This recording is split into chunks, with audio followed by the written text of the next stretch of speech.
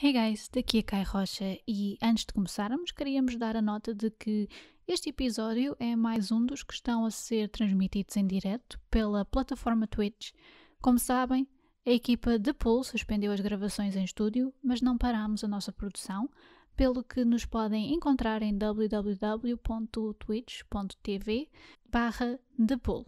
Os episódios já gravados em estúdio serão intercalados com estes diretos.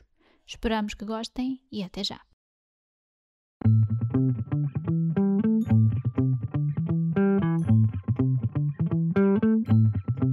Dos nossos críticos, mesmo pessoas que gostavam do que fazíamos, mas que diziam eu gosto, mas são anónimos e eu não gosto de anonimato, nós achávamos que se deixássemos de ser anónimos, pensámos que talvez desativássemos essas críticas. Mas por outro lado achávamos não desativamos, porque na verdade quem gosta de nós, mas quem não gosta de nós só porque somos anónimos, na verdade não gosta. E portanto, se deixarmos de ser anónimos, vão não gostar de nós por outra razão qualquer, não é? Este é o The Pool Podcast, um programa sobre histórias, as suas pessoas e o que as move.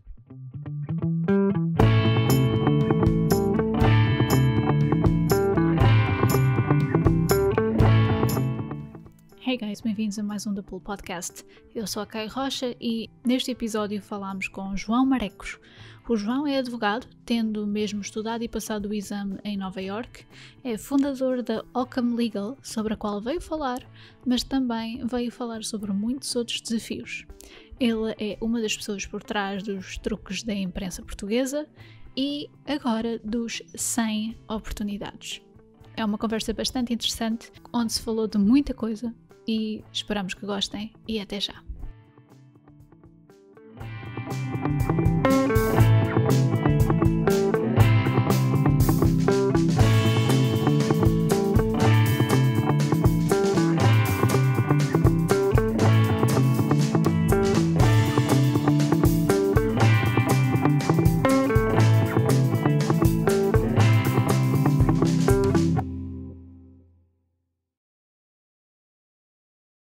Está sempre um lagzinho.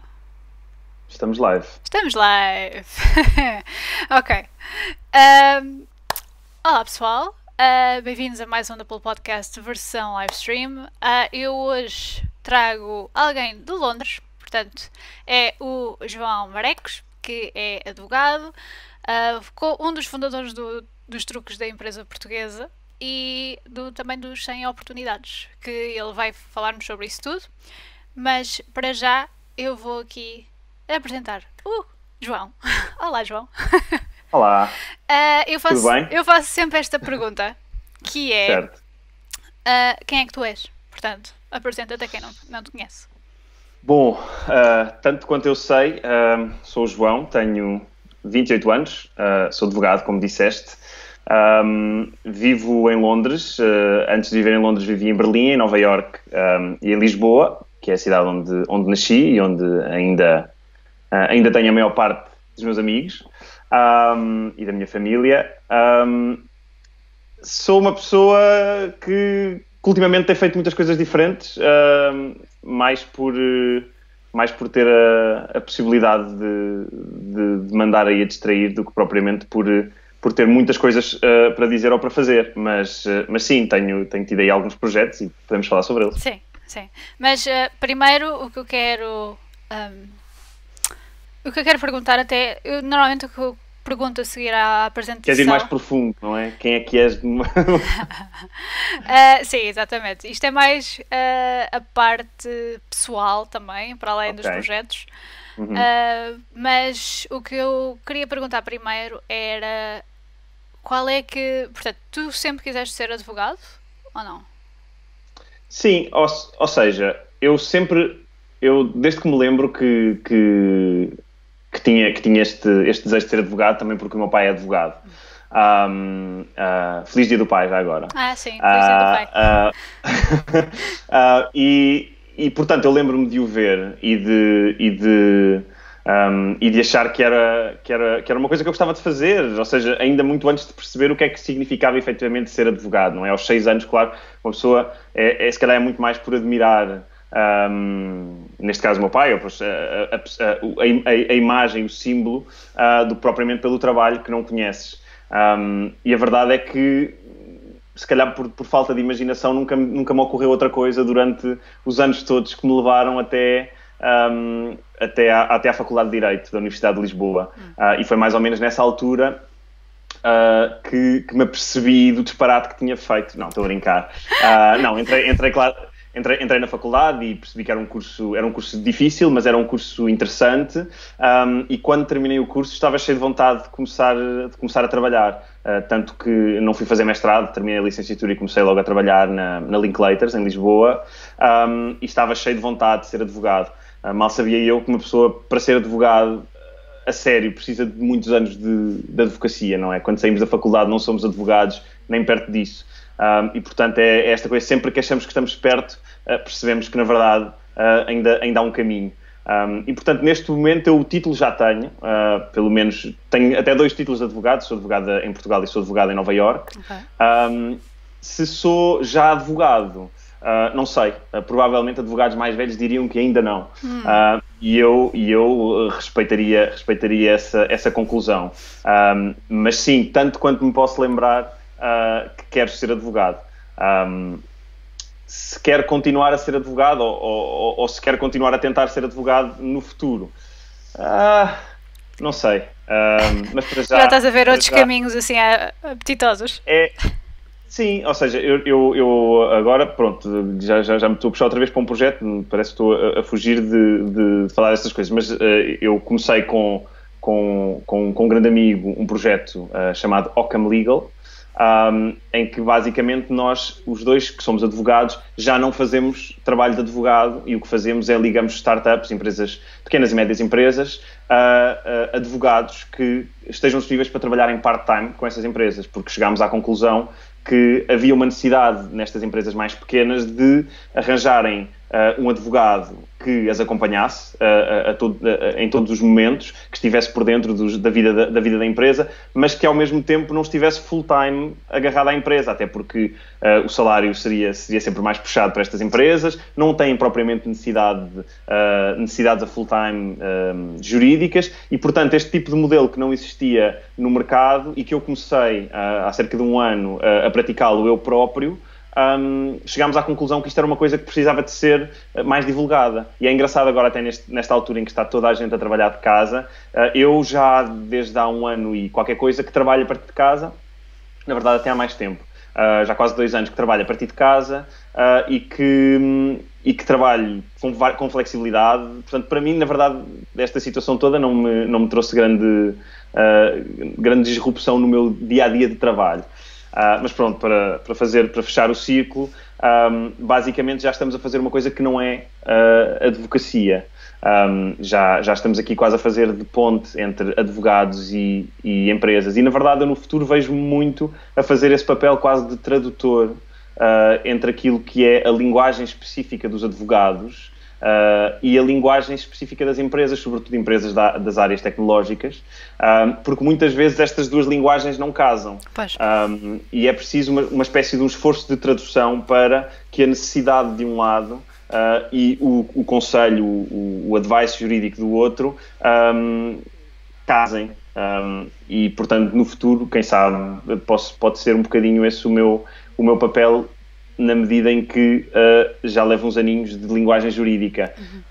E como qualquer outra língua, é uma coisa que precisa mesmo de prática para ser compreendida. Sim, eu estudei um bocadinho de Direito na faculdade e ainda me lembro a primeira vez que olhei para o Código Civil fiquei tipo, espera, isto é português? Porque...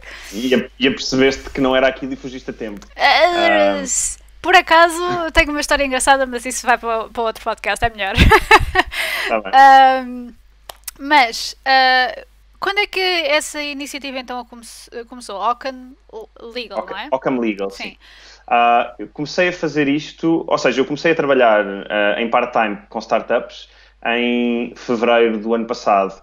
Eu trabalhava para uma startup, trabalhava só para uma startup que, como várias startups, quer dizer, sofreu das agruras do mercado e caiu, e eu saí e dei por mim sem emprego. Eu tinha acabado de fazer um mestrado em Nova Iorque, que me tinha levado as poupanças todas e mais algumas. Depois do mestrado, tinha estado prestes a juntar-me a uma sociedade de advogados americana, em Bruxelas, portanto uma solução super, super tranquila, super segura, mas que era também um bocadinho mais do mesmo daquilo que eu já tinha feito em Lisboa, na Linklaters, e como tive aquela oportunidade, mudei à última da hora e abracei aquele desafio da startup que correu bem na medida em que me deu a conhecer outro mundo e outra forma de fazer o meu trabalho enquanto advogado, porque já aí trabalhava remote. E quando ela foi abaixo, assim, uns 4 ou 5 meses depois de me juntar, e eu dei por mim com contas para pagar, uma renda enorme aqui em Londres, e sem emprego, tive que encontrar uma solução rapidamente. E, portanto, comecei a falar com algumas empresas mais pequenas, algumas tecnológicas, e consegui começar a trabalhar com 2 clientes, e depois, à medida que o tempo foi passando, fui arranjando mais alguns clientes e fui pensando, bem, eu na verdade tenho bastante flexibilidade, trabalho de casa, chegava até a não trabalhar a semana toda, e conseguia um salário no final do mês, ou um conjunto de salários part-time no final do mês, que era mais ou menos equivalente àquilo que eu ganhava enquanto advogado. E pensei, há aqui um modelo. E consegui convencer um grande amigo meu, Luís Dias, que era também advogado num grande escritório, e que começou a fazer o mesmo que eu tinha feito, também lhe correu bem, e então percebemos, ok, vamos ajudar outros advogados da nossa idade, que eu acho que é uma geração que já se está a sentir um bocadinho, não quer dizer, talvez aborrecida, ou talvez, se calhar falta-lhes um bocadinho aquela sensação de propósito. Nas grandes sociedades de advogados, e dar-lhes a oportunidade de tentarem fazer isto, ao mesmo tempo que ajudamos startups e pequenas e médias empresas a conseguirem um tipo de apoio jurídico e um tipo de advogados que eles normalmente não conseguiriam, ou porque são caros, ou porque não estão à procura de trabalhos em startups. E, portanto, estamos aqui a tentar juntar duas partes que normalmente não se cruzam. Certo. E tem sido muito divertido e já tem corrido bem, já colocámos advogados não só em empresas em Portugal, também no Reino Unido e noutros países da Europa, e também estamos a trabalhar já na América do Sul, mas pronto, ou seja, é um projeto que surgiu assim um bocadinho de uma experiência que eu tive que fazer por necessidade. Ou seja, tinha que arranjar uma maneira de pagar a renda, basicamente era isso. Certo. Então pronto, mas isso é perfeitamente válido. Aliás, claro. Grandes ideias que começaram a partir do momento em que alguém olhou assim em volta e pensou, não, espera, eu tenho que pagar as contas, como é que eu faço isto? Porque apesar de ter melhorado em muito e apesar da realidade em Londres ser um bocadinho diferente da portuguesa, a verdade é que ter o emprego amanhã ainda é uma incerteza, não é? É tipo, é uma coisa que tu não podes controlar, certo? Sim, completamente. Isso, quer dizer, já é sempre assim. Mais se torna quando trabalhamos com startups. E foi por isso também que eu não achei que tivesse sido nenhum drama, porque a verdade é que quando aceitamos entrar num projeto que é um projeto de risco, como a maior parte das startups, temos que estar preparados também para assumir as consequências desse risco. E, portanto, quando a empresa falhou, para mim foi a concretização de um risco que eu já tinha assumido no momento em que aceitei entrar. Se me perguntares, estavas à espera que falhasse 4 meses depois? Não estava. Sim. Mas a verdade é que quando entramos nestas coisas, nós temos que fazer um compromisso com as circunstâncias, não é? Ou seja, ninguém me enganou, ninguém me prometeu nada, e portanto eu fui para lá sabendo que podia falhar a qualquer momento. Falhou mais cedo do que eu desejava, aliás, eu desejaria que nunca tivesse falhado, obviamente, mas falhou mais cedo do que eu esperava, mas ainda assim ensinou imensas coisas e trouxe-me até aqui, e eu gosto do sítio onde estou. Gosto do que estou a fazer, e se eu não tivesse ido para lá, se as coisas não tivessem corrido mal, eu não estava aqui. Tantas coisas teriam sido diferentes nestes últimos 2 anos, e portanto no final estou muito contente por ter tomado aquela decisão que na altura pareceu estúpida e 4 meses depois ainda pareceu mais estúpida.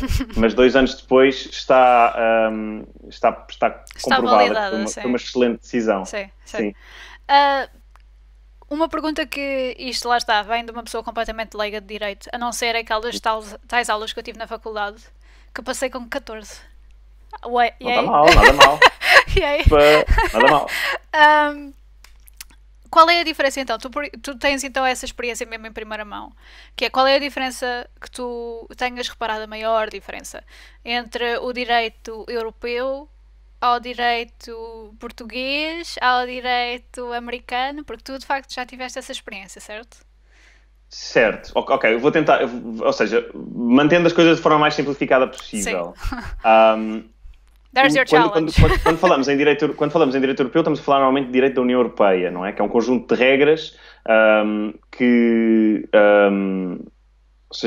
surgem ou que se originam no contexto das instituições europeias e dos tratados assinados entre os Estados-membros. O direito português, como a maioria dos direitos da União Europeia, é um direito que tem uma inspiração francesa. Portanto, o nosso Código Civil ou seja, o nosso Código Civil não vem mas a nossa lógica de direito privado vem do direito francês, do direito alemão, e é bastante diferente da lógica do direito anglo-saxónico, que é o direito do Reino Unido e o direito nos Estados Unidos. E que basicamente não está... Enfim, estou a tentar não entrar de forma demasiado técnica nisto, mas basicamente, ou seja, da forma mais simples possível, nos direitos continentais, como o nosso, ligamos muito mais ao que está escrito na lei e as decisões dos tribunais normalmente só valem para aquele caso. Nos direitos anglo-saxónicos, há uma maior importância das decisões judiciais, ou seja, as decisões dos juízes normalmente, obviamente há uma série de regras e de exceções, mas normalmente servem para decidir outros casos. E, portanto, é o que é o chamado sistema do precedente. E, portanto, a grande diferença quando estudamos o direito em Portugal ou quando estudamos o direito nos Estados Unidos é que estudar o direito nos Estados Unidos é muito menos estudar códigos e leis e é muito mais estudar decisões judiciais. Portanto, passamos imenso tempo a ler decisões que foram tomadas para casos concretos e dos quais, ou seja, lemos o caso, não é? A pessoa A e a pessoa B e aconteceu esta história. E no final, o juiz, o tribunal, vai decidir com base numa regra, que é uma regra que ele pode ter ido buscar à Constituição, que pode ter ido buscar a uma lei ou que pode ter ido buscar a decisões do tribunal anteriores. E nós precisamos de ler a decisão para descobrir qual é a regra que depois vai guiar casos parecidos àqueles no futuro. E, portanto, da minha forma de ver as coisas, há muito menos previsibilidade para as pessoas, ou seja, é muito mais provável tu seres surpreendido por uma decisão judicial num país como os Estados Unidos, mas, por outro lado, acho que é muito mais divertido e muito mais interessante para o advogado, porque há muito mais margem de manobra argumentativa, há muito mais margem para a criatividade, e portanto, eu achei que foi mais divertido estudar direito nos Estados Unidos do que em Portugal. Mas acho que o direito europeu, o direito continental, para mim, continua a ser um melhor tipo de direito na medida em que promove um bocadinho mais a previsibilidade e nós podemos guiar-nos um bocadinho mais pelas regras aqui do que lá. Claro que os Estados Unidos são um país... enfim, são vários países dentro daquele país, mas são um país onde tens decisões judiciais muito loucas, muito por causa disso, mas é por isso também que é tão giro estudar lá. Certo. Sim, lá está, aquela referência hollywoodesca, que é, num filme tu vês sempre eles a usarem precedentes de outros casos. Exatamente. E de facto aqui não acontece tanto, pois, não é? Pois. Porque aqui as decisões judiciais, salvo algumas exceções, mas regra geral não servem de precedente, ou seja, não é por se ter decidido num caso muito parecido a daquela maneira que temos que decidir, o juiz não está vinculado a decidir da mesma maneira, pode decidir de maneira diferente. Isto pode dizer, mas assim fica mais imprevisível, mas a verdade é que não, porque eles decidem sempre com base com base na mesma norma, enquanto que nos Estados Unidos eles podem mudar a norma para aquele caso. E às vezes acontece, por exemplo, quando tens tribunais muito politizados, como é o caso do Supreme Court, que é até o tribunal que passa mais, ou seja, passa mais, as notícias do Supreme Court passam mais para a Europa. É um tribunal muito politizado porque é um tribunal cujos juízes são nomeados pelo presidente. Normalmente são nomeados de acordo com a facção ideológica à qual o presidente pertence, portanto mais conservadora, mais liberal, e tu tens muitas decisões que são tomadas nessas linhas. Portanto, os liberais votam para um lado, os conservadores votam para o lado. Não acontece sempre assim, e a verdade é que mesmo nestes contextos os juízes normalmente são excelentes juízes e são excelentes juristas, e portanto mesmo quando decidem nestas linhas conseguem sempre justificar muito bem, e portanto também o exercício de ler a decisão e a opinião contrária, normalmente os juízes que perdem a votação escrevem também a razão pela qual achavam que era diferente. Ler as duas coisas é um exercício muito engraçado de argumentação, porque percebes que são duas pessoas inteligentíssimas a escrever em sentidos diferentes para o mesmo problema. E é muito interessante. Sim. Portanto, tu tiraste Direito cá, na Universidade de Lisboa. O que é que te levou de repente a pensar, não, pera, eu também quero estudar nos Estados Unidos? Eu de alguma maneira sempre tinha tido esse sonho de estudar lá, se calhar até muito por causa desta romantização da profissão do advogado através das séries, não é? Mas também porque Suits, por exemplo, Boston Legal, grande série. Mas também porque porque eu sempre tive muita curiosidade com o sistema de ensino americano, e na verdade gostava muito de viver em Nova Iorque, e portanto foi assim uma junção de tudo isto que me levou a decidir, ao fim de 4 anos a trabalhar como advogado na Linklaters, a decidir parar e ir fazer o mestrado lá fora. E a minha ideia também era muito fazer o mestrado para depois poder fazer a Ordem dos Advogados lá. E aí a ideia era única e simplesmente poder depois ganhar um salário que um advogado de Nova Iorque ganha, que é algo de, surreal, se comparado com o que um advogado português ganha. E portanto, eu acho que este ponto é super interessante, até porque as pessoas que nos estão a ver podem não ter bem noção disto, mas há advogados em Portugal, e vou falar sobretudo dos advogados estagiários, que ou ganham muito mal ou não ganham nada.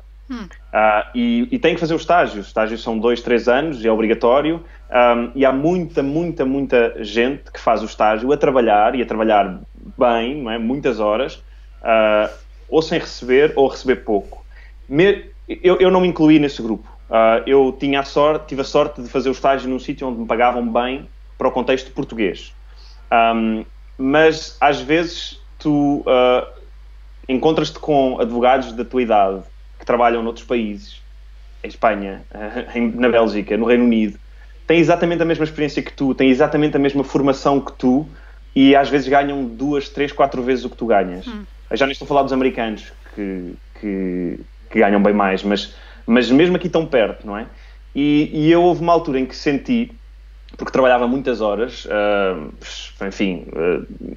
normalmente, as horas normais em que eu saía no escritório era 8h30, andava-se à volta disto, não é? Começava de manhã, saía, nos bons casos, 8h30, e quer dizer, acontecia comigo e acontece com todos, mais ou menos, com grande parte dos advogados, não só da minha idade, mas mesmo mais velhos. Portanto, este é o estilo de vida, não é? Não estou a queixar-me, não estou aqui a... Estou só a dizer, este é o estilo de vida, é o status quo do advogado em Portugal.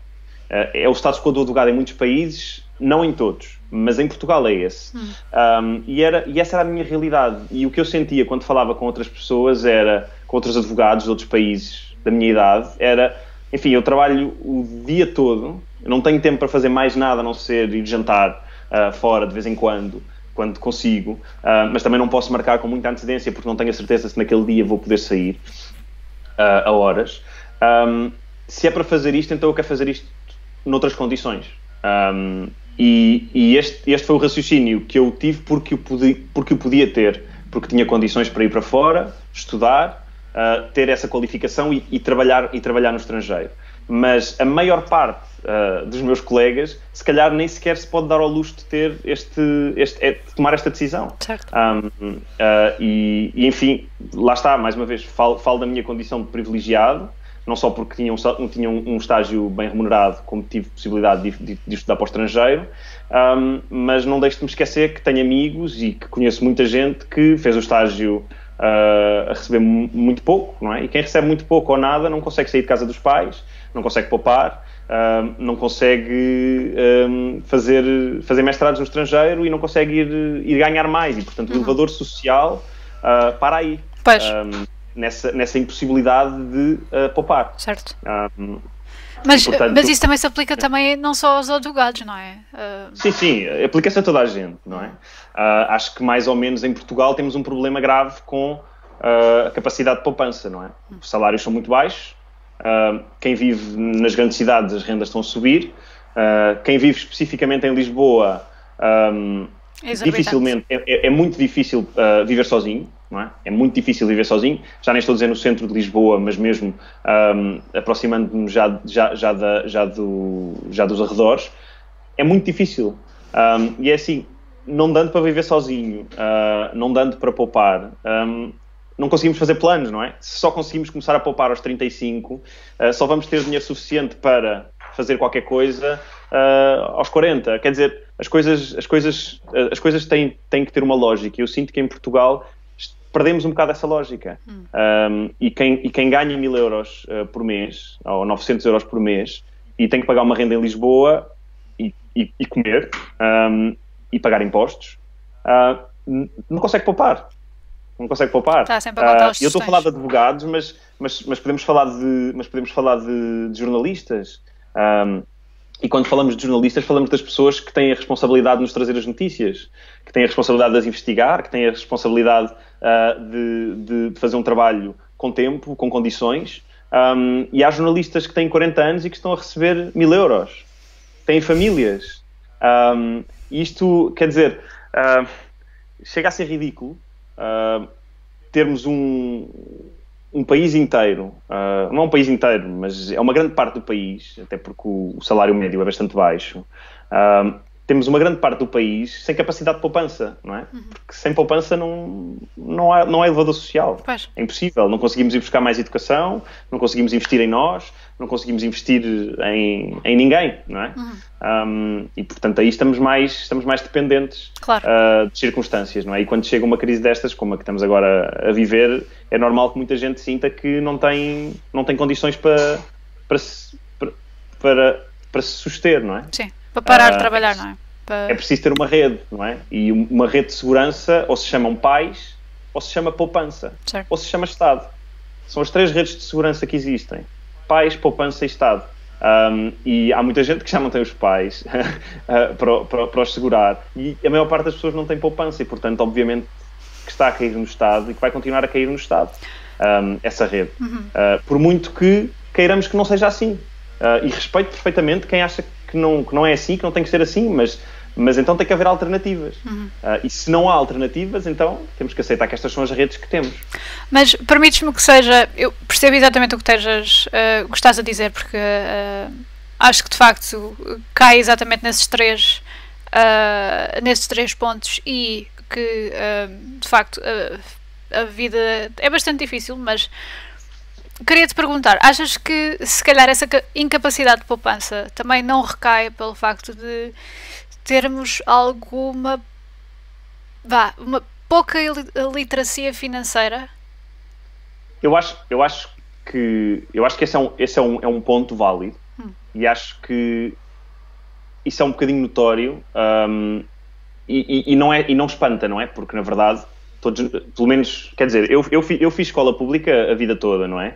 E nunca, em nenhuma altura da escola pública, alguém se sentou comigo e me explicou o que era um orçamento, o que era um déficit, o que eram juros, ou seja, ou me ensinavam em casa ou eu não sabia, não é? E para as pessoas que vivem em agregados familiares onde estes conceitos também não são propriamente conhecidos, é normal que muita gente faça a vida toda e nem sequer tenha bem uma noção, uma noção obviamente que se tem, mas que não tenham os mecanismos que lhes permitam poupar. E acho que se podia fazer mais nesse sentido. Mas acho que acho que acaba por ser uma fuga fácil, porque a verdade é que, ainda que alterássemos os currículos como se calhar devemos alterar para que tivéssemos mais literacia financeira, para que as pessoas tivessem mais consciência do que é que acontece quando pedem um empréstimo, quando têm que pagar, ainda que fizéssemos isto tudo, continuamos a confrontar-nos com uma realidade que permite muito pouco jogo de cintura com estes conceitos. Portanto, eu acho que é super útil e que devemos insistir na literacia financeira. Aliás, eu faço parte de um grupo que são os Global Shapers, que fez algumas sessões de literacia financeira em algumas escolas. E, de facto, às vezes somos surpreendidos com a falta de conhecimento de conceitos super básicos. Mas a verdade é que, ainda que toda a gente saiba o que é um orçamento e o que é poupança e quais as melhores formas de poupança, é preciso haver rendimento disponível para poupar. Certo. Não é? Certo. E, portanto, eu acho que temos que ir às duas coisas, mas não nos podemos esquecer que a parte principal é as pessoas terem dinheiro ao fim do mês para depois, com as skills da literacia financeira, poderem tomar uma decisão mais racional, mais inteligente sobre o que é que vão fazer àquele dinheiro. Infelizmente, eu acho que o nosso problema maior ainda é anterior. Mas eu sou um grande apoiante desta corrente de pensamento, que é: nós podemos focar-nos em mais do que um problema ao mesmo tempo. Estou a dizer isto meio a brincar, mas a verdade é que hoje em dia parece que não dá, se tu apontares um problema, alguém diz não, mas o outro problema é mais importante e, portanto, não podemos olhar para aquele enquanto não olhamos. Podemos olhar para todos e podemos tratar de todos, mas temos aqui um grande elefante na sala, que é: as pessoas não têm dinheiro no final do mês para poupar. Pois. Sim. E para investir, e, portanto, podemos ensiná-los a investir e explicar como é que funcionam fundos de investimento e etc. Mas é preciso dinheiro para investir. Certo. Sim. Perfeito. Eu percebo perfeitamente. Então, portanto, acabaste de fazer o mestrado, tinhas que passar a chamada BAR, certo? Exatamente. Isso é que foi um... Como é que isso foi? Olha, é uma experiência que eu não recomendo a ninguém. Porque, basicamente, o exame da BAR de Nova Iorque, que é, aliás, muito comum ao de outros Estados americanos, basicamente é uma coisa que não é particularmente difícil para quem faz 3 anos de curso de Direito americano, não é? Cobre todas as áreas que podes imaginar, desde o direito da família, aos direitos reais, direito civil, responsabilidade civil, penal, tudo, direito processual, tudo aquilo que podes imaginar, cobre. São aí umas 17 áreas diferentes do direito. Que para quem as estuda ao longo de 3 anos, de forma obrigatória, portanto passou por elas, estudou, fez exames, etc., no final tem ali 2 meses e meio para ir buscar outra vez aquela informação que se perdeu. É muito à base de memorização, porque tens que memorizar quais é que são os requisitos aqui, os requisitos ali, mas eu acho que se faz bem. Para quem nunca teve direito americano, e normalmente quem vai fazer um mestrado lá não escolhe cadeiras de direito americano, a não ser que seja obrigado, não é cadeiras americanas, não escolhe estas cadeiras core, não é? Estas coisas, as bases do direito, não as vai escolher porque já as fez no país deles. Vamos lá fazer seminários e conferências e coisas sobre temas super interessantes e especializados, que é para isso que vamos fazer um mestrado, não é? Mas depois chegamos a esta decisão de fazer a ordem e temos 2 meses e meio para aprender o que eles aprenderam em 3 anos.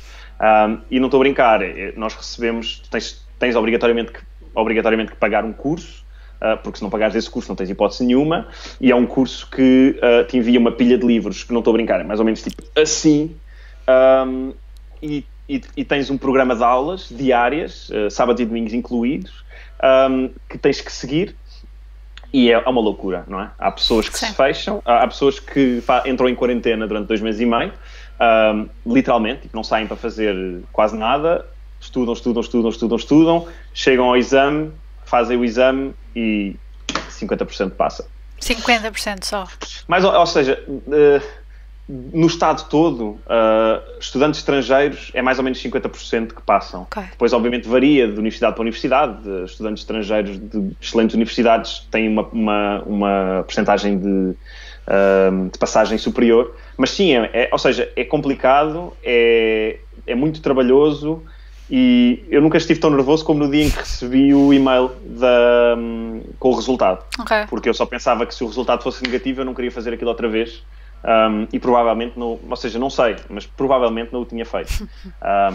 Por sorte, pronto, passei, ficou feito. Por sorte não, por mérito, vá. Mais ou menos, ou seja, é mais ou menos porque, ou seja, claro que há muito trabalho envolvido, claro. Mas as pessoas que chumbaram, elas também trabalharam muito. E às vezes há testes para os quais somos melhores que outros, não é? Há testes, há pessoas que são melhores a escrever, há pessoas que são melhores em exames orais, há pessoas que são melhores em escolhas múltiplas. E a verdade é que é muito difícil numa prova destas, que é uma prova de esforço brutal, no final dizer que passámos por mérito. Claro, há imenso trabalho, mas é assim, sem trabalho é impossível passar isto. Ninguém passa isto por sorte. Mas por sorte apenas, mas há ali um coisinho que é um bocadinho de sorte. Vou-te dar um exemplo. Um colega meu que fez o exame, ao intervalo foi ter com a namorada, que também estava a fazer o exame, e perguntou, e pediu-lhe para ela lhe reavivar a memória num ponto específico, que ele não se lembrava. E é assim, um ponto específico dos milhões de pontos específicos que ele se podia ter lembrado. E ela disse-lhe, é isto, isto, isto. E ele entrou na segunda metade do exame e uma das perguntas era precisamente aquela. E ele passou resvés. Mas resvés, ou seja, ele falhava aquela pergunta e ele não passava. E agora vais-me dizer, é mérito. Epá, teve sorte. Teve alguma sorte, sim. Tivesse perguntado outra coisa à namorada em vez daquela, se calhar ele não sabia e tinha falhado. E, portanto, obviamente há sempre aqui imenso trabalho envolvido. Mas este é mesmo daquelas coisas em que tu recebes o resultado e tu podes achar que trabalhaste muito e que correu bem, mas cá dentro tu sabes que qualquer resultado que saia dali é expectável. Sim. Ou seja, não vais ficar surpreendida se chumbares. E eu estava mesmo, ou seja, eu quando recebi o resultado estava a pensar, é perfeitamente possível que eu chumbe. Nem sequer tenho bem noção se é para passar ou se não dá para passar. Certo. E portanto, alguma pausa nesse mérito, fiquei muito aliviado. Mas sim, mas custa muito. Claro, é um grande claro. trabalho. Isso não te faz pensar um bocado também na forma como este tipo de avaliação é feita? Sim, ou seja, eu acho este teste em si, eu acho que especificamente é um teste mais para chumbar malta do que outra coisa. Portanto, eu acho que estes testes, tal como o português da ordem, é uma coisa mais para gerir ali a entrada de novos advogados do que outras coisas. Acho e sim, para todos os outros anos de escolaridade obrigatória e de universidade, que temos que repensar rapidamente e profundamente a forma como avaliamos as pessoas, porque andamos a estudar e a ser avaliados desta forma formatada há décadas, e depois chegamos ao mercado de trabalho e ninguém nos avalia assim, não é? Certo. Todos os nossos momentos de teste que vamos ter durante a nossa vida nunca são reduzidos a uma folha e uma pergunta. Mas de alguma maneira continuamos a fazer as nossas avaliações escolares sempre dessa maneira. E há outras maneiras de avaliar, ou seja, e efetivamente são utilizadas a participação em aula, outros projetos, etc. Mas, em última análise, acaba sempre por ir bater nos exames nacionais, nos exames finais do curso. Sei que há cursos que já adotam outras formas de avaliação, mas o teste escrito continua a ser a grande forma de avaliação. Certo. E tem que ser repensada. Há tanta forma de avaliar pessoas. E mesma forma como se avaliam as pessoas que entram na faculdade, pelo valor da nota final. Acho que é uma forma tão redutora de avaliar o percurso de uma pessoa, a motivação que ela tem para entrar num curso, para entrar numa carreira, a vontade específica, a motivação que ela tem para entrar numa determinada faculdade. Nesse sentido, e apesar dos defeitos que também tem, acho o modelo americano melhor, não é? As nossas notas contam, no sentido em que são um dos elementos que eles olham, mas temos que fazer essays e tal, às vezes temos que fazer entrevistas, temos que criar qualquer tipo de história à volta da nossa candidatura que convença aquela universidade ou a pessoa que está avaliada que nós efetivamente queremos fazer aquilo, e não estamos a fazer aquilo só porque não entrei em medicina, não é? Porque há muita gente, se calhar, que o sonho deles era ir para a medicina e não conseguem por causa da nota, e depois vão fazer cursos que não querem e vão tirar lugar de pessoas que querem. Ou seja, isto está tudo montado para no final de contas, as pessoas que têm bons resultados naqueles exames escritos dão-se bem, e as pessoas que não têm dão-se mal. Certo. Quando na verdade há tanta forma de avaliar, e há pessoas que nem sequer se dão bem em exames escritos, independentemente de saberem ou não saberem as coisas. Pois lá está, tu disseste exatamente que se calhar o modelo americano facilita, é um bocadinho diferente. Será que por essa razão também que se calhar é um círculo vicioso, que é mais fácil também tu saíres da faculdade e criares a tua própria empresa lá do que cá em Portugal, por exemplo? Eu acho que, ou seja, lá todo o modelo de ensino superior é diferente, não é? E, portanto, eles acabam de fazer o college, e há muita gente que não vai fazer estudos avançados, graduate degrees, e portanto, acho que por essa via há muita gente que acaba o college e não tem uma profissão, e portanto não sente que está encomendado, não é? Em Portugal há muito esta ideia de, depende obviamente dos cursos, mas há muitos cursos em que uma pessoa faz o curso e no final tem uma profissão e está encomendado para a vida, não é? Eu fiz direito, vou para advogado ou vou para juiz. E portanto, eventualmente o nosso modelo acaba um bocadinho com essa criatividade, mas a nós pedem-nos para decidir o que é que nós queremos ser aos 15 anos, não é? Sim. E portanto acho que acabamos por ficar um bocadinho habituados à ideia de que temos uma profissão, que vamos ser isto ou que vamos ser aquilo. Mas não sei se é tanto isso que determina quem é que vai ser empreendedor ou quem é que vai fazer coisas diferentes. Claro que eu estou a dizer isto e, quer dizer, também há uma coisa que é importante notar, é que universidades americanas, a maioria são privadas, têm dotações orçamentais de milhões e milhares de milhões, e a maior parte das universidades em Portugal, e certamente as melhores, são públicas, vivem à míngua, com orçamentos cada vez mais reduzidos, e obviamente não dá para fazer entrevistas às pessoas, não é? E portanto, obviamente, lá está, estamos sempre aqui a debater-nos entre aquilo que era o modelo ideal, não é? Em que se faz tudo bem, e aquilo que é o modelo possível, e acho que em Portugal, ainda assim, dentro daquilo que é o possível, com o dinheiro que há, as pessoas fazem milagres. Eu lembro-me, eu era presidente da Associação Académica da Universidade de Lisboa e, portanto, tive muita proximidade com o reitor da altura, que era o professor Sampaio da Nova, e via às vezes os autênticos milagres que eles faziam com orçamentos cada vez mais reduzidos. E, portanto, é importante também, ou seja, é importante não sermos um bocadinho como aquelas pessoas que vão para fora e depois acham que é tudo uma desgraça. Certo. Longe disso, não é? Nós temos uma circunstância bastante complicada, bastante diferente, e portanto temos que fazer o melhor com essa circunstância. Temos é que nos empenhar mais em mudar essa circunstância, não é? Em alterar as variáveis para podermos ter mais dinheiro disponível para o ensino superior e para a educação e para currículos, enfim. Claro que, enfim, eu acho tanto, eu começo a pegar numa coisa e vou dar a outra, mas agora já estou outra vez a pensar na carreira dos professores do básico e do secundário. Quer dizer, aquelas pessoas que têm uma das funções mais importantes para o país e para o futuro do país, que é de educar crianças, e a população está super envelhecida, os jovens não querem, não escolhem essa profissão. Quer dizer, que tipo de futuro é que temos se não temos professores, se os nossos professores não têm condições ideais, se ser professor hoje em dia ser professor de secundário ou de básico é uma opção de refúgio quase, quando na verdade, quer dizer, o que é mais importante do que o professor ou que o jornalista? Quer dizer, provavelmente só o médico, não é? Mas quer dizer, é tudo igualmente importante, e temos jornalistas e professores, são duas profissões que andam pela rua da amargura.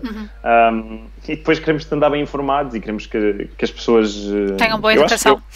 Eu acho que tendo em conta aquela que é a situação e a realidade portuguesa, acho que temos muita coisa para estar orgulhosos, mas sobretudo temos muita coisa para mudar também.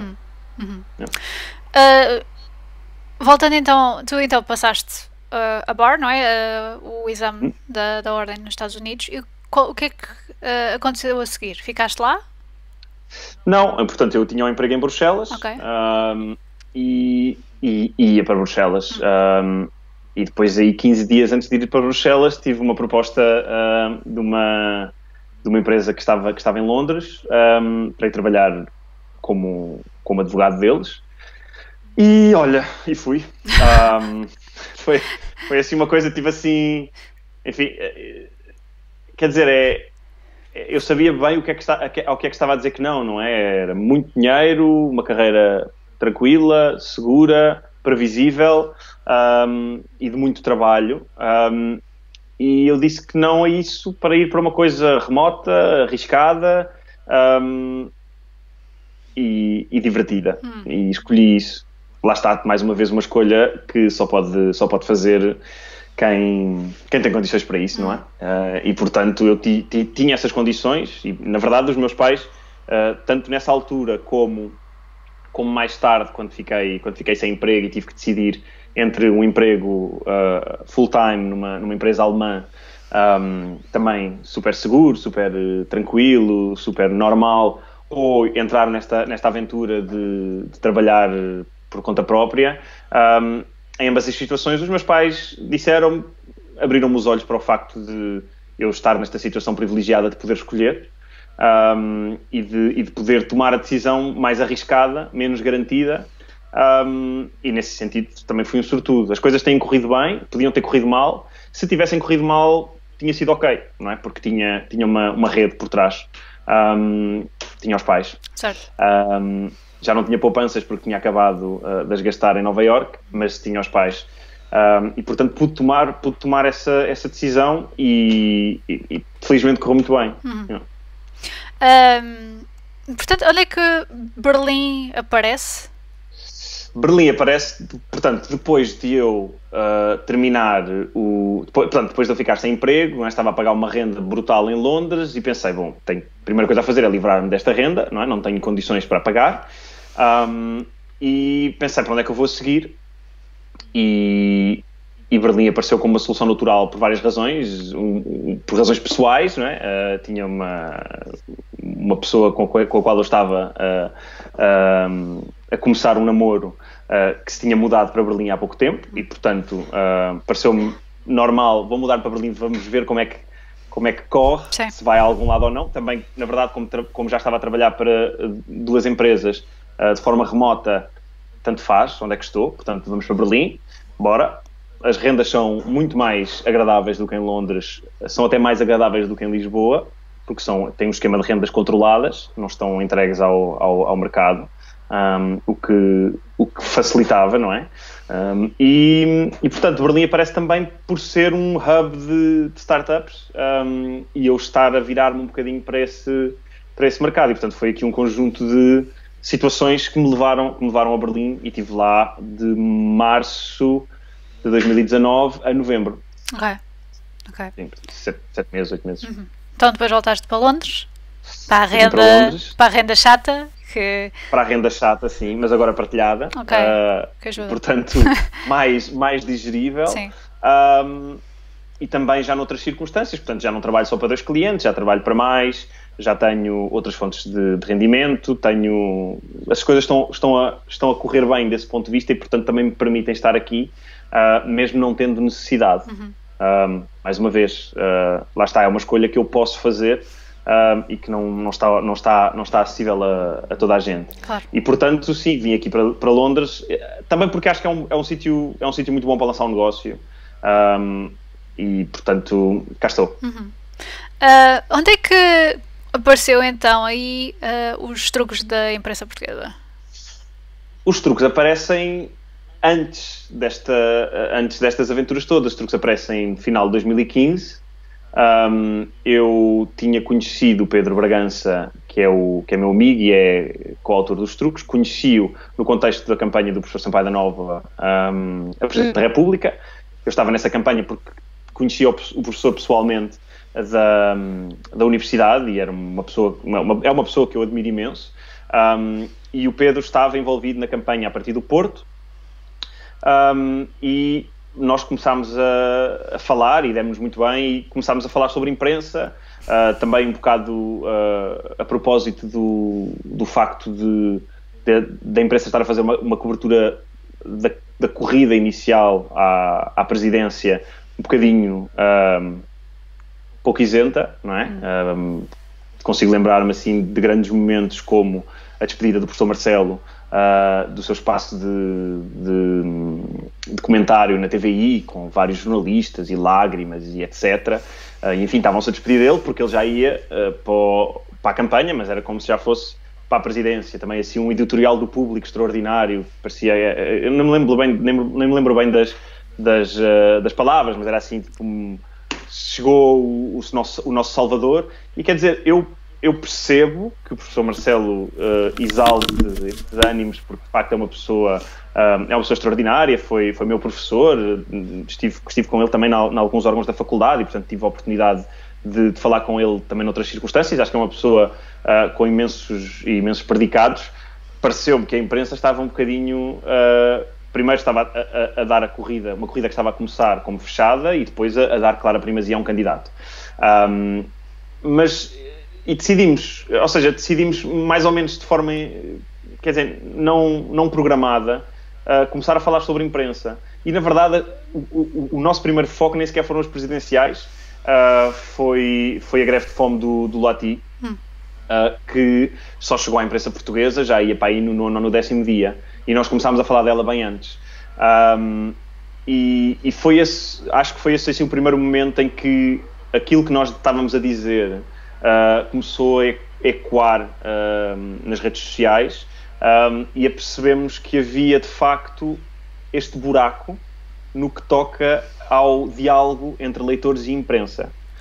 Normalmente tens os provedores do leitor, mas quer dizer, ninguém usa isso, e isso tem muito pouco impacto porque é um espaço controlado dentro do jornal e não é um verdadeiro diálogo, não é? Eu não estaria em diálogo contigo se para falar contigo tivesse que te mandar uma mensagem que tu lias aí, se quisesses, se não quisesses, não lias. E, portanto, esse diálogo não existia e passou a existir. Claro que muitas vezes não em formato de diálogo, na medida em que nós fazíamos a nossa crítica e não obtínhamos qualquer resposta, mas muitas vezes aconteceu e continuará a acontecer, espero eu, nós fazermos a crítica, fazermos o reparo e haver uma alteração, pelo menos na versão online. E, portanto, ainda quando não havia o reconhecimento direto daquele diálogo, não é? Nós sentíamos que já havia, já tínhamos uma audiência, não só da parte dos leitores, mas também da parte dos jornalistas. E foi um bocadinho aí que começou, não é? Começou muito com brincadeira e com muita palhaçada, e depois, à medida que fomos ganhando uma audiência, consciencializámos-nos de que tínhamos alguma responsabilidade naquilo que escrevíamos, e, portanto, moldámos um bocadinho o tom, fomos um bocado mais criteriosos nos temas que abordávamos, mas acho que é o normal, não é? Quando ganhas uma audiência, és responsável por ela, és responsável pelas coisas que dizes, e essa responsabilização aconteceu muito antes do fim do anonimato. Portanto, o fim do anonimato não veio provocar nenhum tipo de alteração editorial. Já esse tipo de responsabilização já tinha acontecido quando nós passámos a ter milhares de pessoas a seguirem-nos. Certo, sim. Qual é que foi então o primeiro, o principal, quando foram reveladas as identidades, as vossas identidades, qual é que foi a primeira, eu não quero dizer assumption, mas é praticamente qual é que é a ideia já pré-feita que tinham de vocês? Tens noção? Eu acho que a parte engraçada foi, ou seja, nós sabíamos o que é que se dizia dos autores dos truques, não é? Que era malta ligada ao Partido Socialista, malta adepta do governo, houve uma altura em que disseram que era o João Galamba, ou seja, eu acho que havia um bocado esta ideia de que por trás dos truques tinha que estar alguém conhecido, tinha que estar alguém importante, porque na verdade chateávamos tanto, apontávamos o dedo a tanta gente, estávamos a ter tanto sucesso nas redes sociais que isto não podiam ser uns anónimos quaisquer, não é? Tem que haver uma história, tem que haver uma rede de influencers. um polvo qualquer por trás disto. E de forma muito engraçada, quando revelaram os nossos nomes, a sensação que nós tivemos, a sensação geral, era um bocado tipo, quem é esta gente? Não é? Quem é o João Marecos e o Pedro Bragança? Quer dizer, e a verdade é essa, é que não éramos ninguém, somos anónimos, não é? E eu acho que isso custou a muita gente, porque nos estavam a dar importância e nós não merecíamos. Porque eu acho que o círculo mediático em Portugal funciona assim, claramente, não é? Só tens importância se a mereceres, não é? Se fizeres parte aqui do clube, e este clube são os políticos, são os jornalistas, são as celebridades, e se não fazes parte do clube, então queres é protagonismo. Mas eles a nós não nos podiam acusar de querermos protagonismo porque nós éramos anónimos. E estávamos a fazer uma coisa com imenso sucesso e não estávamos a dar a cara. E, portanto, a única razão para uns anónimos fazerem uma coisa de sucesso e não darem a cara é já serem conhecidos. Porque era difícil de aceitar que alguém fizesse uma coisa deste género e não viesse receber os louros. Eu percebo as críticas contra o anonimato. Aliás, o anonimato e a manutenção do anonimato foi uma coisa muito discutida entre mim e o Pedro, bem antes dos nomes virem a público, e era um tema que estava sempre em cima da mesa. Porque, na verdade, nós não estávamos a escrever nada que não pudéssemos escrever dando os nomes, não havia nada que nos envergonhasse naquilo que estávamos a fazer na página, e não havia propriamente uma razão determinante. Havia várias razõezinhas, mas não havia uma razão determinante para mantermos o anonimato. E, na verdade, tantos dos nossos críticos, mesmo pessoas que gostavam do que fazíamos, mas que diziam eu gosto, mas são anónimos e eu não gosto de anonimato, nós achávamos que se deixássemos de ser anónimos, pensámos que talvez desativássemos essas críticas. Mas, por outro lado, achávamos não desativamos, porque, na verdade, quem gosta de nós, mas quem não gosta de nós só porque somos anónimos, na verdade não gosta. E, portanto, se deixarmos de ser anónimos, vão não gostar de nós por outra razão qualquer, não é? E pronto, e no dia em que deixámos de ser anónimos, contra a nossa vontade e por causa de um não sei se ainda é jornalista ou não, mas por causa de um senhor que à altura era subdiretor do Público, que denunciou, na cabeça dele, denunciou o Pedro como um dos autores dos truques e fê-lo recorrendo não só a alguma manipulação da imagem do Pedro, mas também com um tipo de linguagem que denunciava quase um sentimento de vingança. O que de certo modo é engraçado, não é? Temos este senhor que é subdiretor do maior diário mais importante em Portugal, e que, quer dizer, tem esta atitude tão pequena contra um anónimo para todos os efeitos, não é? Certo. E pronto, foi assim um momento de viragem, não tão grande quanto nós pensaríamos, porque na verdade, como depois a reação foi um bocado tipo, não sei quem é esta gente. Há muita gente que não sabe, não é? Sim. Ou seja, há muita gente que vai aos truques e eles não sabem quem é. E mesmo se eu assinasse João ou João Marecos, quando escrevo um post, ia-lhes continuar a dar ao mesmo. Mas as pessoas que já são conhecidas e que estão no meio e que levam estas coisas todas muito a sério, a malta do Twitter. Eu não vou ao Twitter, mas eu chamo-lhe a malta do Twitter. A malta do Twitter é que acha que isto é tudo encomendado e que este escreveu isto aqui e, portanto, é porque alguém recebeu. Enfim, os truques são um hobby. Começaram por ser um hobby, depois passaram a ser uma coisa um bocadinho mais séria, porque nós sentíamos, estávamos um bocado naquela coisa de temos milhares e milhares de pessoas a lerem as coisas que escrevemos, temos uma responsabilidade e estamos muito investidos nisto, e agora voltou a ser um hobby outra vez. Nós escrevemos quando queremos, escrevemos quando temos tempo, quando achamos que há alguma coisa muito importante, mas já não dedicamos a isto o tempo que dedicávamos, e é isso. Mas continuamos a receber o mesmo que recebíamos e que recebemos sempre durante todo o período, que foi nada, não é? Os truques a nós deram-nos algumas despesas, aqui e ali, e quer dizer, nem que seja por tempo. Sim, o tempo, e sim, quer dizer, ou seja, a nós trouxe-nos sobretudo muita satisfação fazer aquilo, sabes? Porque a verdade é que a brincar foram quê? Quase 3.000 publicações até agora. Claro que falhámos, sem dúvida, é impossível não falhar. Claro que eventualmente teremos sido mais ríspidos do que deveríamos. Eventualmente falámos sobre alguma situação sem um conhecimento completo dos casos, dos factos associados. Acho tudo isso muito provável. Agora, são em 3.000 publicações, se me arranjarem 30 que estão erradas, eu sou capaz de dar o braço a torcer, mas acho que não arranjam 30 que estão erradas, e 30 é só 1% daquilo que nós fizemos. E portanto, para me arranjarem 1% que estejam assim, pá, mesmo coisas horríveis, vão ter que se esforçar muito. E portanto eu fico sempre com esta ideia de que a malta que não gosta dos truques e que acha que os truques é isto e que é aquilo, é malta que não lê os truques, é malta que não acompanha a página, que não, ou seja, que não quer saber, não é? Leu, se calhar viu uma coisa partilhada que não gostou, se calhar foi visado uma vez e não achou piada, mas caraças, 3.000 publicações serviram para alguma coisa. E a verdade é que é assim, houve muitas notícias que nós denunciámos e que foram corrigidas.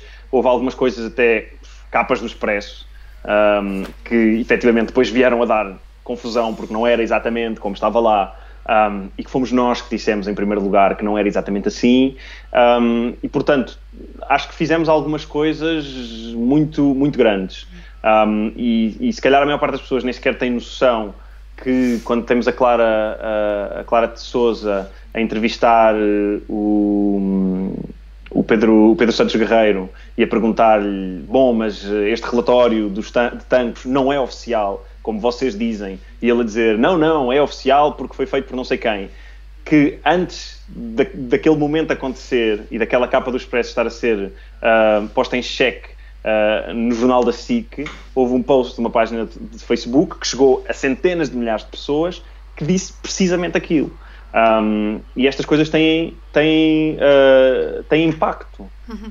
E antes dos truques, a sensação que eu tenho é que não havia ninguém a fazer isto de forma sistemática, com plateia, com audiência, e de forma séria. E a verdade é que, enfim, a mim o que me doía mais era quando dizia que era malta do PS, porque eu pessoalmente nunca votei no PS para ser governo, e portanto a mim fazia-me sempre um bocado mais de confusão, mas faz muita confusão dizerem que somos do partido A ou do partido B, como faz confusão dizerem que somos do clube A ou do clube B, quando eu consigo arranjar, não é que não são dezenas, às vezes são centenas de posts de sentido do contrário, ou que denunciam truques contra o PSD, ou contra o Benfica, ou contra o Porto, e portanto dá-me sempre esta ideia que os nossos críticos vêm de uma imagem parcial, não é? Leram meia dúzia de artigos, fizeram a sua opinião, e não há maneira de mudar a opinião de uma pessoa que não tem, primeiro, não formou a sua opinião numa base sólida, e segundo, não tem interesse nenhum em discutir. E portanto hoje em dia também já são coisas que não me incomodam nada. Tenho discutido muito menos por causa dos truques, porque já não me importa muito bem o que dizem os críticos, salvo quando eles vêm com coisas mesmo fundamentadas e que eu percebo que são críticas genuínas e construtivas, não é? Certo. Pá, aquela crítica do, vocês... Às vezes, eu no outro dia escrevi um artigo e foi lá alguém comentar a dizer, só escreves isso porque és do Porto, e enfim, ele pensava que era o Pedro, não é? E eu que sou adepto do Benfica há 25 anos, leio aquilo e quer dizer, já não me vou dar o trabalho de responder.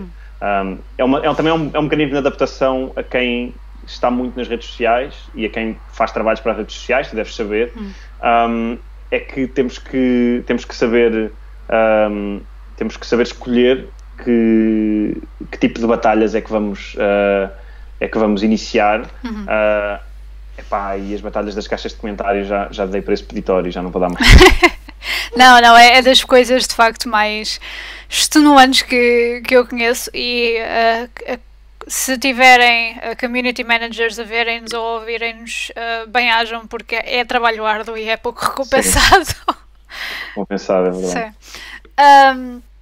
Portanto, isso começou, vocês tiveram, portanto, o grande reveal que, pelos vistos, não foi assim um momento de, olha, descobriram-nos.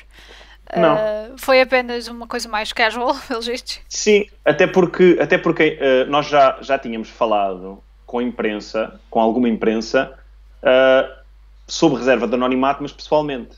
E, portanto, mesmo para a imprensa, ou seja, no dia em que aquele senhor faz aquele post, já eu sabia que imensos outros, porventura quase todos os outros órgãos de comunicação social sabiam quem nós éramos.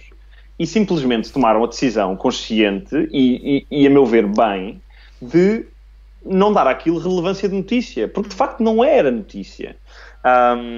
E, portanto, e também foi por causa disso que o público não fez daquilo uma notícia, não é? Depois da denúncia, depois daquilo se tornar um caso, obviamente houve alguns artigos nos jornais. Mas antes, só para te dar um exemplo, tinha-me ligado o Observador, um jornalista que já não está lá, ligou para o meu local de trabalho, falou com a secretária da Sociedade de Advogados, pediu para falar comigo, eu disse que queria falar comigo e depois acabou até por me ligar para o meu telefone pessoal a dizer: eu sei que tu e o Pedro Bragança são os autores da página e nós vamos fazer uma notícia sobre isso, quer vocês tenham comentários, quer vocês não tenham comentários. E, portanto, se quiserem ter comentários, estamos disponíveis. E nós dissemos: senhor, muito bem, quando é que vocês querem encontrar-se connosco? Nós sentamos e fazemos os nossos comentários. E eles até chegaram a marcar uma vez um encontro, depois até remarcaram porque houve uma coisa qualquer, depois remarcaram outra, e depois não apareceram e depois nunca mais, não podiam aparecer naquele dia e depois nunca mais remarcaram e nunca saiu nada no Observador. Okay. E, portanto, a partir do momento em que nós quisemos fazer parte daquela notícia e explicar, não é? E obviamente a partir desse momento eles teriam que nos publicar, não é? Teriam que pôr aquilo que nós dissemos, caso contrário era outro escândalo. Já deixaram de ter interesse, não é? Uhum. Só enquanto achavam que o nosso anonimato era a coisa que nós mais preservávamos do mundo, é que eles usavam aquilo como arma de arremesso, não é? Foi um bocadinho também o que aconteceu com o Ricardo Costa, uns meses antes também dos nomes saírem. Foi que nós demos uma entrevista ao Expresso, encontrámos com o jornalista pessoalmente, demos-lhes os nossos nomes e os nossos perfis e ele esteve livre para fazer toda a pesquisa que quis sobre nós, mas sob reserva de anonimato. E entre essa entrevista e a publicação do artigo, o Ricardo Costa, numa guerra da treta no Twitter por causa de uma brincadeira, acabou por nos dizer: eu sei quem vocês são, e um advogado e um arquiteto, ou seja, quase como que a ameaçar que sabe quem nós somos e vai dizer, quando na verdade aquilo era informação que nós tínhamos transmitido voluntariamente sob reserva de anonimato. E, portanto, o Expresso já sabia, o público já sabia, o Observador já sabia, quer dizer, e os jornalistas falam entre si. Certo. E, obviamente, na medida em que alguns dos jornalistas não simpatizassem com o projeto, obviamente, mais vontade teriam de dizer: já sei quem é e são estes. O problema é que eles chegaram à mesma conclusão que a maior parte das pessoas, que é: pois, mas estes gajos não são ninguém. E, portanto, se fosse o João Galamba, acredito que era logo que caía não sei, não me lembro do nome do outro deputado do PS, o Barbosa Ribeiro. Se fosse algum desses dois, claro, era logo uma notícia, não sei o quê. Mas não era. E, portanto, não era tão juicy. Tiveram que deixar que o outro senhor fizesse lá o seu post sujo no Facebook, e ele prestou-se esse serviço, e a partir daí deixámos de ser anónimos e continua tudo na mesma. E quem não gostava dos truques continuava sem gostar. Pois. E a verdade é que não mudou nada, a não ser o facto de termos tido mais umas 2 ou 3 entrevistas por causa disso. Pronto. Foi isso que mudou na nossa vida. Não foi nada de especial. Pois, lá está, eu ia perguntar de facto se entretanto mudou alguma coisa na vossa abordagem, mas pelos vistos, nada. Não, o que aconteceu, e foi também um bocado uma coincidência, foi que esse big reveal do Facebook coincidiu com eu despedir-me da Linklaters e ir para Nova York. Portanto, estava noutra, não é? Sim. E, portanto, a minha produção nos truques cresceu bastante, o Pedro também estava muito ocupado com a sua tese de doutoramento, e, portanto, um bocado naturalmente deixámos de dedicar tanto tempo à página. E houve pessoas que extraíram daí algumas conclusões.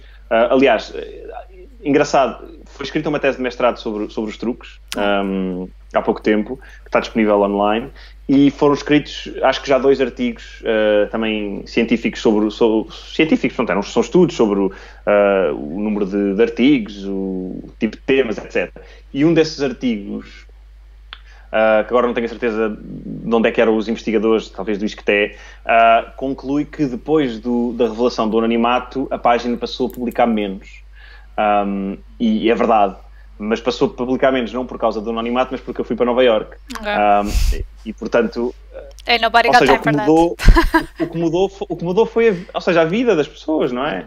A vida corre e as pessoas deixam de se focar sempre nos mesmos projetos, e a verdade é que os truques hoje estão de pé porque nós reconhecemos que é uma plataforma importante quando os temas precisam mesmo dessa voz, que nós continuamos a achar que não existe, mas já não é uma coisa à qual nós dedicamos tanto tempo porque temos outras responsabilidades e porque temos outros interesses. Certo. Mas foi essa a razão pela qual vocês depois começaram com os 100 oportunidades, ou como é que isso aconteceu? Não, portanto, são projetos completamente separados, certo. Até porque o Pedro não está envolvido neste projeto das 100 oportunidades. O projeto das 100 oportunidades começou mais ou menos num prós e contras. O ano passado, o prós e contras sobre o 25 de Abril, em que, a propósito de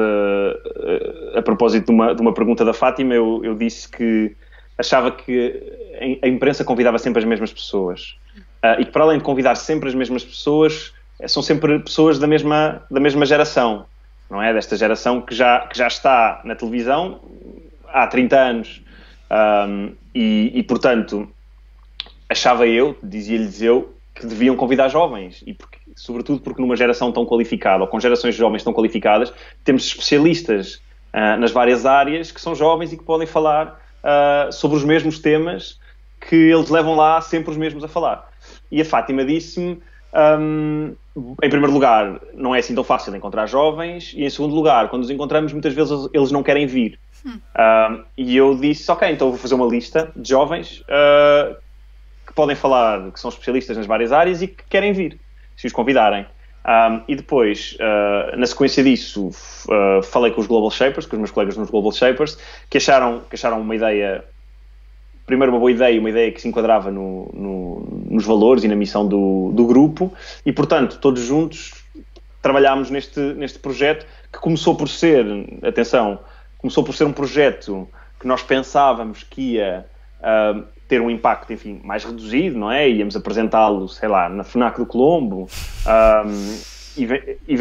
até no processo de seleção destes primeiros 100, houve pessoas que precisaram de ser convencidas, quando na verdade nós não lhes estamos a pedir nada, não é? Estamos a dar-lhes, no fundo, estamos a dizer, olha para esta pessoa que sabe imenso sobre este assunto, convidem-na para fazer coisas. Portanto, mesmo foi difícil fazer esta lista dos 100, não só porque, porque não conhecemos 100 pessoas de várias áreas diferentes, e portanto precisávamos de ir buscar muitas pessoas diferentes, e portanto foi difícil, mas chegámos a estes 100 e 2 semanas antes da nossa data de apresentação, a equipa do Prós e Contras e Fátima Campos Ferreira foram muito consequentes naquilo que tinham dito há um ano no programa e deram-nos a oportunidade de fazer um programa sobre isso, e de um momento para o outro, um projeto que podia morrer no esquecimento, como tantos outros bons projetos que são lançados todos os dias em Portugal, acabou por ter uma plataforma, que é a RTP1 em horário nobre, que possibilitou falarmos do Sem Oportunidade, estarmos hoje aqui a falar dele e ter-nos passado, tanto eu como o Diogo, como outros membros, feito aí uma ronda de imprensa e de mídia, curiosa para saber o que era o projeto, curiosa para saber para onde é que o projeto vai, eu diria, pelo menos para já, menos curiosa em conhecer as 100 pessoas e em convidá-las para falar em vez dos especialistas do costume. Mas talvez cheguemos lá. Mas então, explica-me lá, consegues-me explicar mais ou menos como é que tu então entraste nos Global Shapers e o que é que isso é? Sim, portanto, eu entrei nos Global Shapers em 2014, os Global Shapers em Portugal existem desde 2013 e é uma organização, é uma comunidade internacional que foi organizada, que foi criada no seio do Fórum Económico Mundial e que foi criada com a ideia de que comunidades locais de jovens com vontade de fazer coisas podem gerar projetos interessantes e de valor para aquela comunidade. E, portanto, em vez de se fazer um projeto transnacional que tentasse aplicar uma medida ou uma ideia que encaixasse em todos os lados, foi juntar pessoas nas várias comunidades, juntar jovens com vontade de fazer coisas nas várias comunidades e pô-los juntos e dizer, tem aqui as nossas ferramentas, a nossa rede, os nossos recursos para implementarem essas soluções. Em alguns hubs de cidades africanas há projetos na área da sanitização de água, não é? Porque não tem, há comunidades sem água potável. Nós em Portugal temos focado mais na educação e no empoderamento da nossa geração, não é? Que é uma geração que achamos que é particularmente massacrada, porque por um lado beneficiou de uma espécie de infância privilegiada, não é? Os nossos pais viveram melhores que os nossos avós e, portanto, estávamos neste pico de crescimento, mas depois nós apanhámos a parte em que os filhos já não vivem melhor que os pais, em que não há dinheiro para sair de casa antes dos 30 anos. E, portanto, é aqui uma geração que, tendo imensas capacidades, imensa qualificação, está aqui numa fase complicada. E a nossa ideia também com este projeto dos 100 Oportunidades era quase no fundo fazer um grito de que estamos aqui. Podemos não ter dinheiro para sair de casa dos pais, mas já temos muitos anos de estudo ou de trabalho em certos temas e, portanto, podemos ser convidados. Porque depois desses convites e dessas oportunidades que não estão a ser dadas e que podem ser dadas, surgem outras coisas, não é? E a verdade é que eu acho que é inspirador nós olharmos para a televisão e vermos pessoas como nós. E pessoas como nós, aqui pode ser várias coisas, não é? Pode ser como nós porque são jovens como nós, pode ser como nós porque são da nossa cor, ou porque são da nossa religião, ou porque são da nossa orientação sexual, mas essa diversidade, não existe na televisão portuguesa.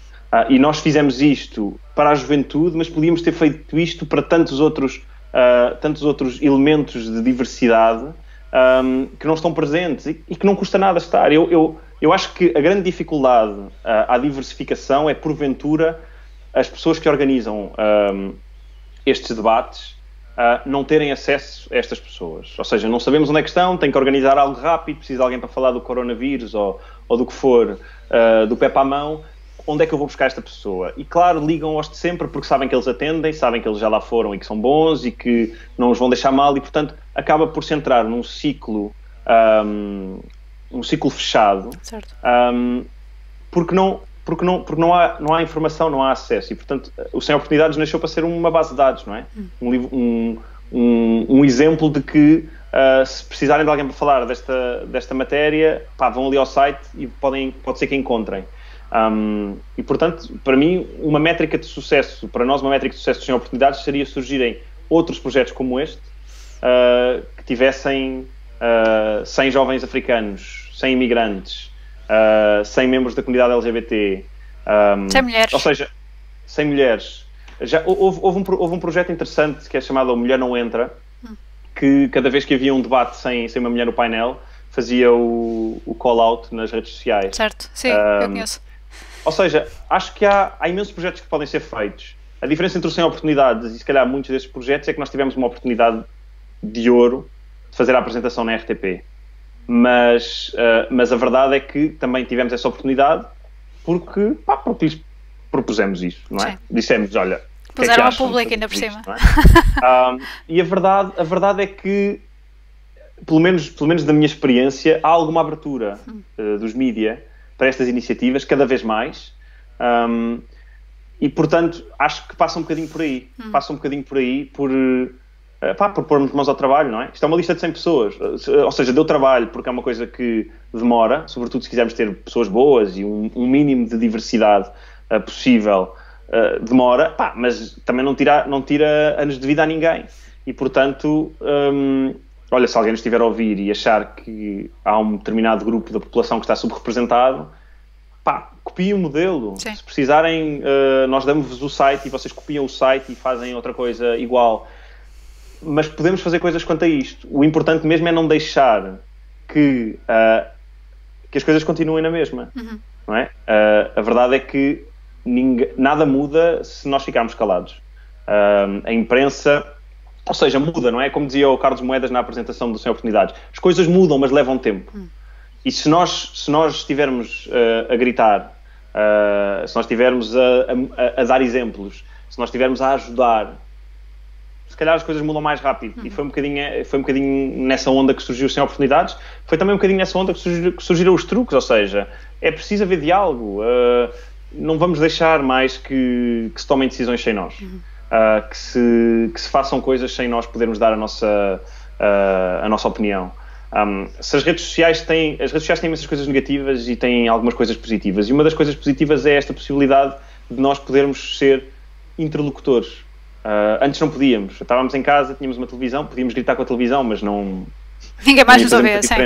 Agora nós podemos falar, nós podemos criar movimentos, e não quer dizer que nada disso seja fácil, mas consegue-se. Sobretudo se houver persistência, e sobretudo se formos capazes de pedir ajuda. Eu não fazia os Sem Oportunidades sozinho, nunca. Sem os Global Shapers não havia Sem Oportunidades. Sem a RTP ou Sem Oportunidades não tinha tido o impacto que teve. Sem as 100 pessoas que disseram que sim, não tínhamos ninguém. E, portanto, não fazemos nada sozinhos e acho que temos é que começar, não é? É a parte difícil, é começar. E se podemos, devemos. Na verdade, parece que estou sempre a focar este ponto, mas este ponto para mim é tão importante, que é, mais uma vez, tem tempo para fazer estas coisas que eu não tenho que se preocupar com o essencial, não é? E malta que trabalha 2 ou 3 empregos, que faz 30 por uma linha, que tem que alimentar os filhos, não pode fazer estes projetozinhos. Mas quem tem o privilégio de os poder fazer, tem que os fazer. Eu li isto em algum lado, a frase não é minha, já não me lembro onde é que li, mas não devemos ter vergonha do nosso privilégio, devemos ter vergonha de como usamos o nosso privilégio, ou de como não usamos o nosso privilégio. E, portanto, eu neste momento, e espero que assim continue, não sei, que esta crise obviamente tem sempre contornos inesperados para toda a gente, mas espero continuar a ter o privilégio de ter tempo para fazer estas coisas. E foram Sem Oportunidades este ano, e vou continuar a trabalhar nisso agora nos próximos tempos, mas se continuar a ter tempo, vou continuar a fazer estes projetos. E uns podem ser mais úteis que outros, mas a verdade é que temos uma geração que está desejosa de poder fazer estas coisas, que se revê nestas coisas, que quer mais voz, que tem coisas para dizer, e que às vezes sinto que é menorizada por causa de exemplos, não é? Olha, os jovens foram à praia de Carcavelos, esta geração está perdida. Qualquer geração foi perdida também, é? Sim. Ou seja, nós por um lado somos tão fortes quanto os mais fracos, mas somos tão fortes quanto os mais fracos do nosso grupo, não é? Mas por outro lado, quer dizer, podemos achar que há pessoas que estão muito comprometidas em fazer coisas diferentes, não é? E enfim, eu sou muito contra esta coisa de fazer labels de geração, porque acho que as pessoas continuam a ser todas diferentes, mas parece-me mesmo que há aqui uma vontade de gritar, e às vezes só precisamos do megafone, não é? Sim. E pronto, é ir criando esses megafones. As redes sociais ajudam, mas é preciso direcionar, não é? Se gritarmos, acho que as redes sociais acabam por ser um bocadinho gritarmos todos uns com os outros, e às vezes é preciso um bocadinho mais de foco, e estes projetos ajudam porque acabam por juntar as pessoas em torno de uma ideia comum, quer seja crítica de imprensa, quer seja dar voz aos jovens, mas às vezes precisamos. Mais uma vez, é a união, é algo que sirva de comunhão, que faz com que esta energia toda chegue a algum lado que se aproveite. Destes teus projetos, qual é que achas que é o ponto em comum? Tirando a ti. Ou seja, eu acho que há aqui um bocado esta ideia que é de fazer qualquer coisa. Fazer qualquer coisa que aproveite a todos, não é? E eu sobretudo, eu tenho muitos amigos advogados, porque é o que acontece com todos os advogados, e nós vivemos todos no início, pelo menos, vidas todas muito parecidas, e sobretudo quem trabalha muito com clientes que são empresas e menos com pessoas, sente muito esta ideia, sente muito esta coisa de que falta aqui um propósito, falta aqui qualquer coisa que dê um bocadinho de significado a esta coisa de levantar de manhã, de ir para o trabalho e de voltar à noite para dormir. E para mim os truques no início foram isso, e o Sem Oportunidades foi um bocadinho isso. Mas acho que a ideia é... São coisas que me fazem querer... que me fazem estar entusiasmado, não é? São reuniões que eu quero ter, as reuniões sobre estes projetos são reuniões que eu quero ter, são coisas que eu quero discutir, e portanto acho que quando encontramos alguma coisa que nos entusiasma, sobretudo quando vivemos carreiras que são mais ou menos monótonas, como era a minha, agarramos-nos a isso com unhas e dentes, não é? E portanto foi um bocadinho essa sensação. Agora, se há alguma coisa de comum, acho que é esta ideia de fazer qualquer coisa que aproveite às pessoas em geral, porque a verdade é que a maior parte do trabalho, a maior parte das profissões, a maior parte das coisas estamos a aproveitar, ou seja, só nos aproveitar nós e pouco mais, não é? O que é normal, está tudo bem. Nós temos que tomar conta de nós, temos que tomar conta dos nossos, temos que nos sustentar. É completamente ok dedicarmos apenas ao nosso trabalho. Mas se tivermos possibilidade, se tivermos tempo, se tivermos energia para nos dedicarmos a outras coisas que nos entusiasmem, então é ideal, não é? Dirias então que o que te puxa é um sentido de dever ou não? Acho que não é tanto de dever, sabes? Eu estava-te a dizer isto antes do projeto. Eu não acredito muito nessas coisas dos callings e a minha missão é esta, e como se tivéssemos aqui um grande papel a desempenhar. Nós somos grãos de areia. O nosso papel é minúsculo. Agora, não é por ser minúsculo, não é por serem grãos de areia que não o devemos fazer, não é? E a verdade é que estas causas a que eu fui abraçando me foram aparecendo todas um bocadinho ao calhas. Nenhuma delas foi propriamente estudada, não é? Uma foi uma conversa numa campanha eleitoral, outra foi uma conversa num programa de televisão, e de repente há 2 projetos. Acho que passa um bocadinho por encontrares uma coisa que gostas de fazer, que te entusiasma, agarra-te a ela e faz, porque a verdade é que a maior parte das coisas que fazemos por obrigação, não é? Porque precisamos para nos sustentar, quer dizer, não são esse tipo de coisas, ou seja, muitas vezes não são. Para mim, por exemplo, durante uma parte do tempo não foram, e portanto acredito que pessoas que estão 100%